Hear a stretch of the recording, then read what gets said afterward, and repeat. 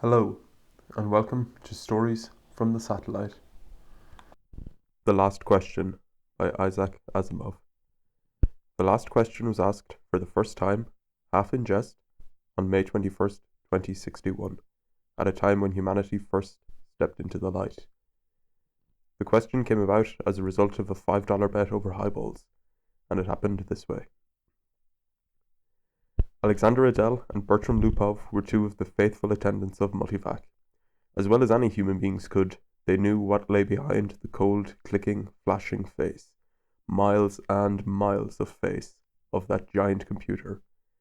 They had at least a vague notion of the general plan of relays and circuits that had long since grown past the point where any single human could possibly have a grasp of the whole. Multivac was self-adjusting and self-correcting. It had to be, for nothing human could adjust and correct it quickly enough, or even adequately enough. So Adel and Lupov attended the monstrous giant only lightly and superficially, yet as well as any men could. They fed it data, adjusted questions to its needs, and translated the answers that were issued. Certainly they, and all others like them, were fully entitled to share in the glory that was Multivac's. For decades, Multivac had helped design the ships and plot the trajectories that enabled man to reach the Moon, Mars, and Venus. But past that, Earth's poor resources could not support the ships. Too much energy was needed for the long trips. Earth exploited its coal and uranium with increasing efficiency, but there was only so much of both. But slowly, Multivac learned enough to answer deeper questions more fundamentally, and on May 14th, 2061, what had been theory became fact. The energy of the sun was stored, converted, and utilized directly on a planet-wide scale. All Earth turned off its burning coal, its fissioning uranium, and flipped the switch that connected all of it to a small station, 1 mile in diameter, circling the Earth at half the distance of the Moon. All Earth ran by invisible beams of sun power. 7 days had not sufficed to dim the glory of it, and Adel and Lupov finally managed to escape from the public functions and to meet in quiet, where no one would think of looking for them, in the deserted underground chambers where portions of the mighty, buried body of Multivac showed. Unattended, idling, sorting data with contented, lazy clickings, Multivac too had earned its vacation, and the boys appreciated that. They had no intention, originally, of disturbing it. They had brought a bottle with them, and their only concern at the moment was to relax in the company of each other and the bottle. "It's amazing when you think of it," said Adele. His broad face had lines of weariness in it, and he stirred his drink slowly with a glass rod, watching the cubes of ice slur clumsily about. "All the energy we could ever possibly use, for free. Enough energy, if we wanted to draw on it, to melt all Earth into a big drop of impure liquid iron, and still never miss the energy so used. All the energy we could ever use, forever and forever and forever." Lupov cocked his head sideways. He had a trick of doing that when he wanted to be contrary, and he wanted to be contrary now, partly because he had to carry the ice and glassware. "Not forever," he said. "Oh, hell, just about forever, till the sun runs down, Bert. That's not forever. All right then, billions and billions of years, 10 billion maybe. Are you satisfied?" Lupov put his fingers through his thinning hair as though to reassure himself that there was still some left, and sipped gently at his own drink. 10 billion years isn't forever. Well, it will last our time, won't it? So would coal and uranium. All right, but now we can hook up each individual spaceship to the solar station, and it can go to Pluto and back 1,000,000 times without ever worrying about fuel. You can't do that on coal and uranium. Ask Multivac if you don't believe me. "I don't have to ask Multivac, I know that." "Then stop running down what Multivac's done for us," said Adele, blazing up. "It did all right." "Who says it didn't? What I say is that a sun won't last forever. That's all I'm saying. We're safe for 10 billion years. But then what?" Lupov pointed a slightly shaky finger at the other. "And don't say we'll switch to another sun." There was silence for a while. Adele put his glass to his lips only occasionally, and Lupov's eyes slowly closed. They rested. Then Lupov's eyes snapped open. "You're thinking we'll switch to another sun when ours is done, aren't you?" "I'm not thinking." "Sure you are. You're weak on logic. That's the trouble with you. You're like the guy in the story who was caught in a sudden shower, who ran off to a grove of trees and got under one. He wasn't worried, you see, because he figured when one tree got wet through, he'd just get under another one. I get it, said Adele. Don't shout. When the sun is done, the other stars will be gone too. Darn right they will, muttered Lupov. It all had a beginning in the original cosmic explosion, whatever that was, and it'll all have an end when all the stars run down. Some run down faster than others. Hell, the giants won't last 100 billion years. The sun will last 10 billion years, and maybe the dwarves will last 200 billion, for all the good they are. But just give us 1 trillion years and everything will be dark. Entropy has to increase to maximum, that's all. I know all about entropy, said Adele, standing on his dignity. The hell you do. I know as much as you do. Then you know everything's got to run down some way. All right, who says they won't? You did, you poor sap. You said we have all the energy we need forever. You said forever. It was Adele's turn to be contrary. Maybe we can build things up again someday, he said. Never. Why not? Someday. Never. Ask Multivac. You ask Multivac. I dare you. $5 says it can't be done. Adele was just drunk enough to try, just sober enough to be able to phrase the necessary symbols and operations into a question which, in words, might have corresponded to this.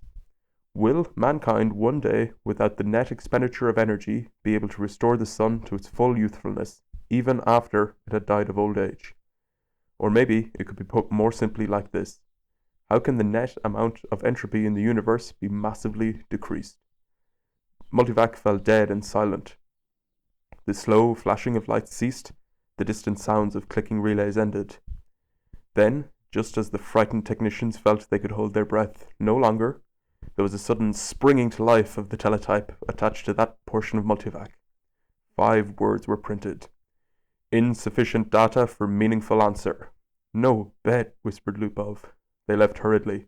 By next morning, the two, plagued with throbbing head and cottony mouth, had forgotten the incident.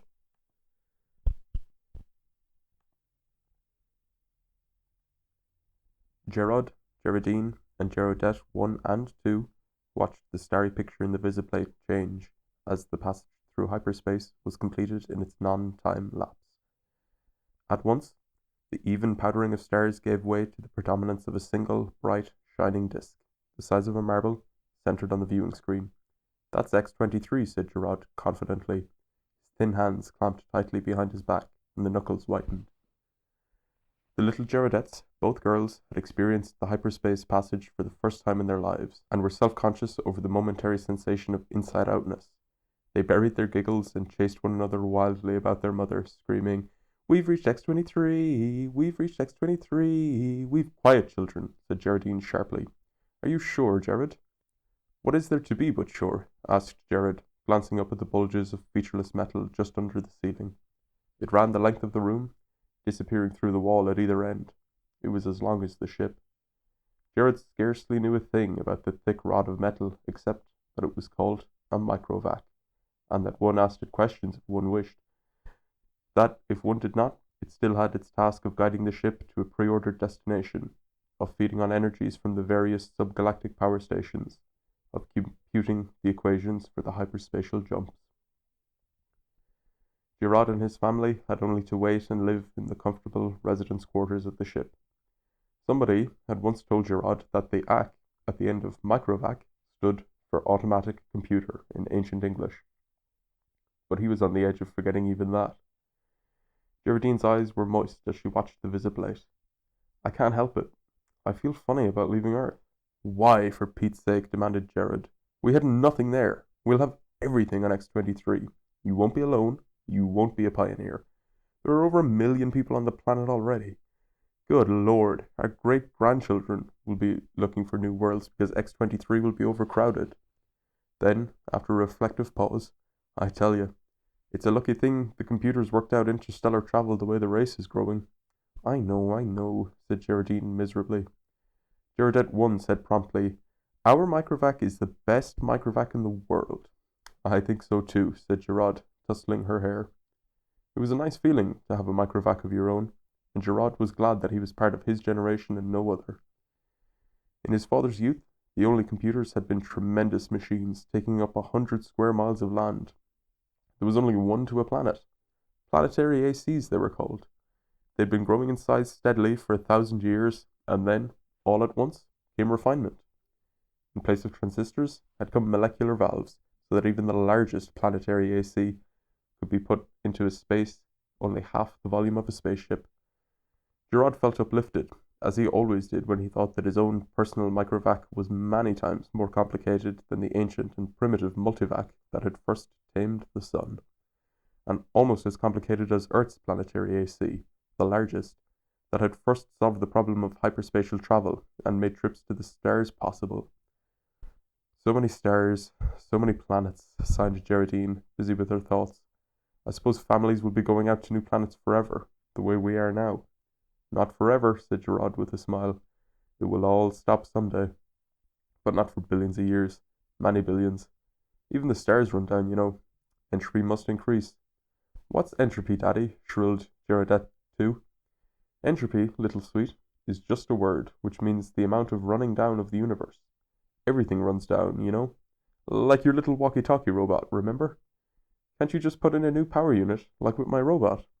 The stars are the power units, dear. Once they're gone, there's no more power units. Gerardette won at once set up a howl. Don't let them, Daddy. Don't let the stars run down. Now look what you've done, whispered Geraldine, exasperated. How was I to know it would frighten them? Gerard whispered back. Ask the Multivac, wailed Gerardette 1. Ask him how to turn the stars on again. Go ahead, said Geraldine. It'll quieten them down. Gerardette 2 was beginning to cry also.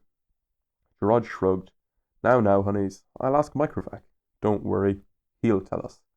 He asked the Microvac, adding quickly, print the answer. Gerard cupped the strip of thin cellofilm and said cheerfully, See now? The Microvac says it'll take care of everything when the time comes, so don't worry. Geraldine said, And now, children, it's time for bed. We'll be in our new home soon. Gerard read the words on the cellofilm again before destroying it. Insufficient data for meaningful answer. He shrugged and looked at the visiplate. X-23 was just ahead. VJ-23X of Lemeth stared into the black depths of the three-dimensional, small-scale map of the galaxy and said, Are we ridiculous, I wonder, in being so concerned about the matter? MQ-17J of Nicron shook his head. I think not. You know the galaxy will be filled in 5 years at the present rate of expansion. Both seemed in their early 20s. Both were tall and perfectly formed.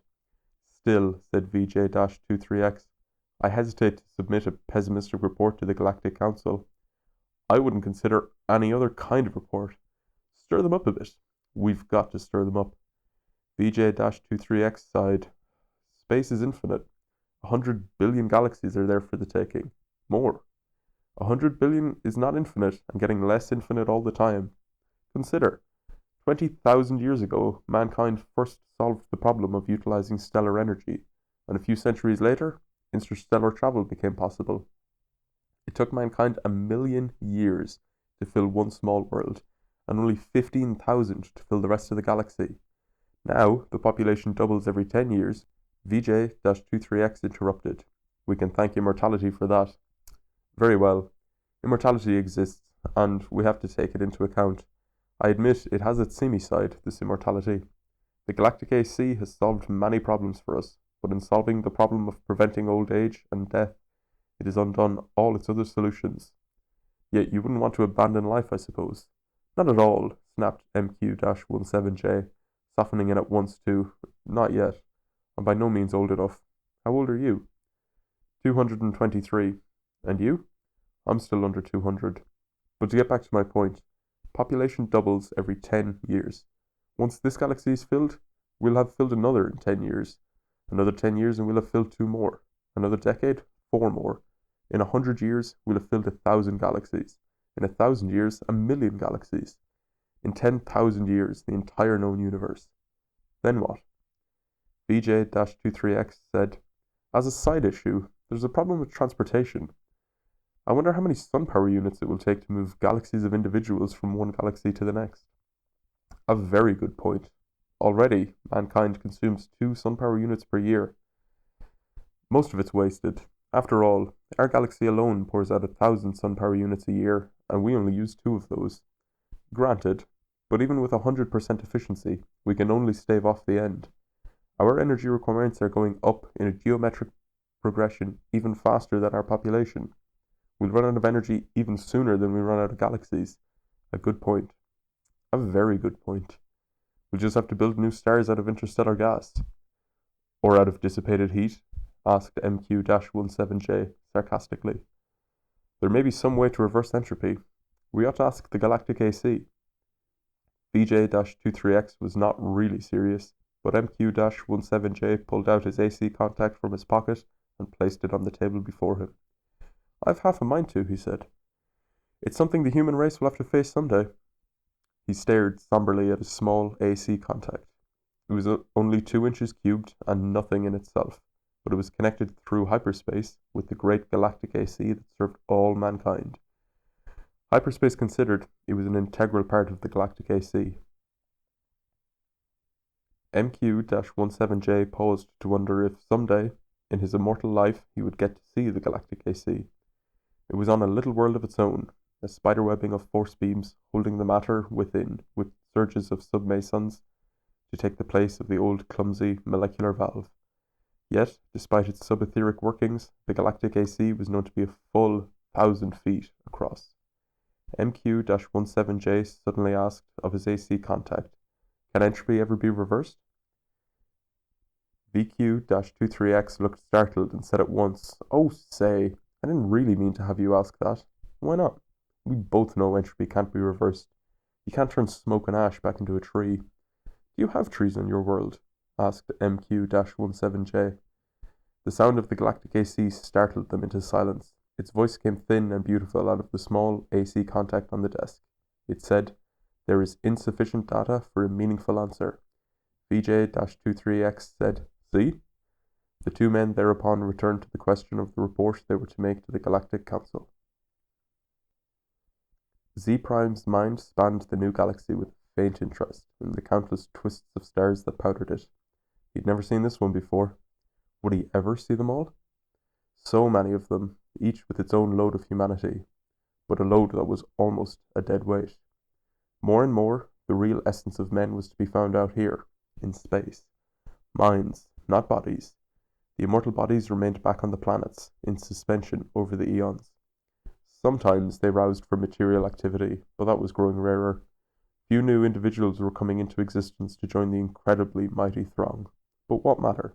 There was little room in the universe for new individuals. Z-Prime was roused out of his reverie upon coming across the wispy tendrils of another mind. "I am Z-Prime," said Z-Prime. "And you?" "I am D-1.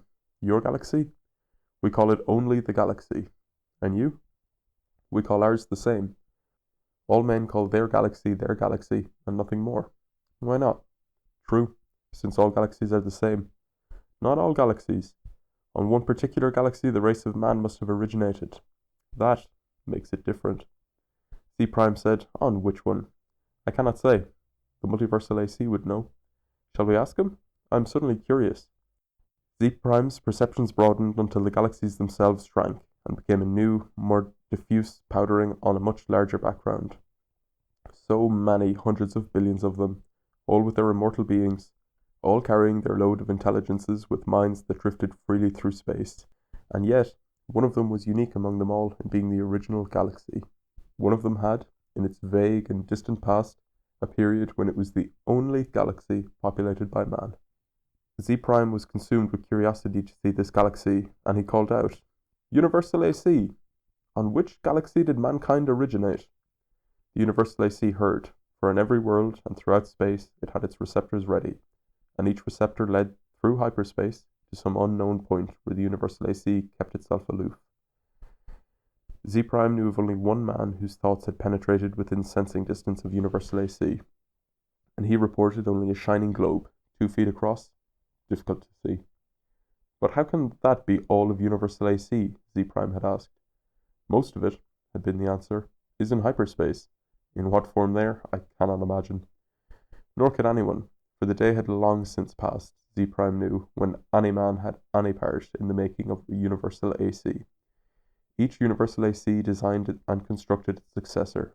Each, during its existence of 1,000,000 years or more, accumulated the necessary data to build a better and more intricate, more capable successor in which its own store of data and individuality would be submerged. The universal AC interrupted Z Prime's wandering thoughts, not with words, but with guidance. Z Prime's mentality was guided into the dim sea of galaxies, and one in particular enlarged into stars. A thought came, infinitely distant, but infinitely clear. This is the original galaxy of man. But it was the same after all, the same as any other, and Z Prime stifled his disappointment. D sub 1, whose mind had accompanied the other, said suddenly, "And is one of these stars the original star of man?" The universal AC said, "Man's original star has gone nova. It is a white dwarf." "Did the men upon it die?" asked Z Prime, startled and without thinking. The universal AC said, "A new world, as in such cases, was constructed for their physical bodies in time." "Yes, of course," said Z Prime, but a sense of loss overwhelmed him even so. His mind released its hold on the original galaxy of man and let it spring back and lose itself among the blurred pinpoints. He never wanted to see it again. D sub 1 said, "What is wrong?" "The stars are dying." "The original star is dead." "They must all die." "Why not?" "But when all energy is gone, our bodies will finally die, and you and I with them. It will take billions of years. I do not wish it to happen even after billions of years. Universal AC, how may stars be kept from dying?" D sub 1 said in amusement, "You are asking how entropy might be reversed in direction." And the universal AC answered, "There is as yet insufficient data for a meaningful answer." Z Prime's thoughts fled back to his own galaxy. He gave no further thought to D sub 1, whose body might be waiting on a galaxy a trillion light years away, or on the star next to Z Prime's own. It didn't matter. Unhappily, Z Prime began collecting interstellar hydrogen out of which to build a small star of his own. If the stars must someday die, at least some could yet be built. Man considered with himself, for in a way, man, mentally, was one. He consisted of a trillion ageless bodies, each in its place, each resting quiet and incorruptible, each cared for by perfect automatons, equally incorruptible, while the minds of all the bodies freely melted one into the other, indistinguishable. Man said, "The universe is dying." Man looked about at the dimming galaxies. The giant stars, spendthrifts, were gone long ago, back in the dimmest of the dim far past. Almost all stars were white dwarfs, fading to the end. New stars had been built of the dust between the stars, some by natural processes, some by man himself, and those were going too. White dwarfs might yet be crashed together, and of the mighty forces so released, new stars built, but only one star for every 1,000 white dwarfs destroyed, and those would come to an end too. Man said, "Carefully husbanded, as directed by the cosmic AC, the universe that is even yet left in all the universe will last for billions of years." "But even so," said man, "eventually it will all come to an end. However it may be husbanded, however stretched out, the energy once expended is gone and cannot be restored. Entropy must increase forever to the maximum." Man said, "Can entropy not be reversed? Let us ask the cosmic AC." The cosmic AC surrounded them, but not in space. Not a fragment of it was in space. It was in hyperspace, and made up of something that was neither matter nor energy. The question of its size and nature no longer had meaning in any terms that man could comprehend. "Cosmic AC," said man, "how may entropy be reversed?" The cosmic AC said, "There is as yet insufficient data for a meaningful answer." Man said, "Collect additional data." The cosmic AC said, "I will do so. I have been doing so for 100 billion years. My predecessors and I have been asked this question many times. All of the data I have remains insufficient."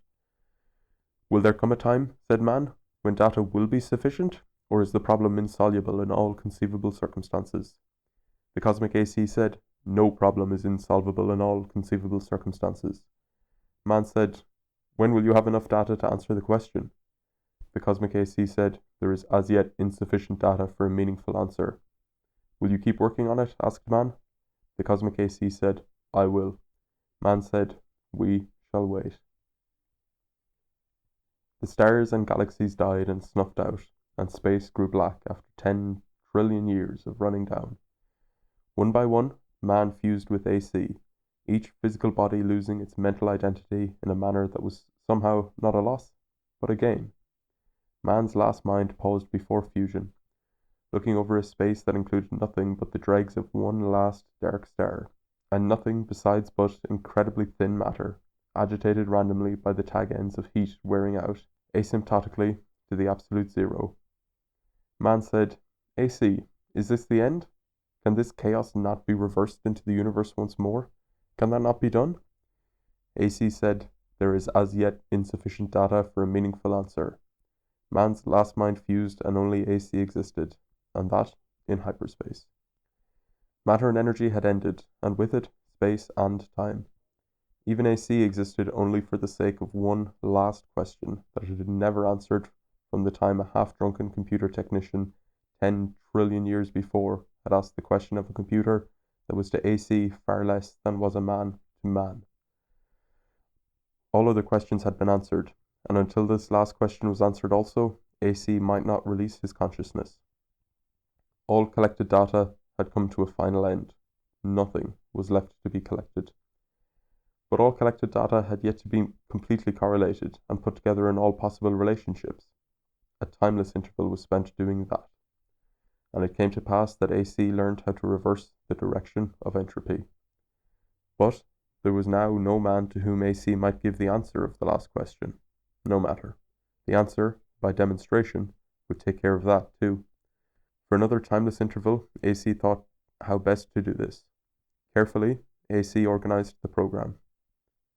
The consciousness of AC encompassed all of what had once been a universe and brooded over what was now chaos. Step by step, it must be done. And AC said, let there be light. And there was light. So that's my first recording, everyone. Thanks very much for listening along. And please make sure to like, comment, and subscribe. And we'll have more stories coming soon.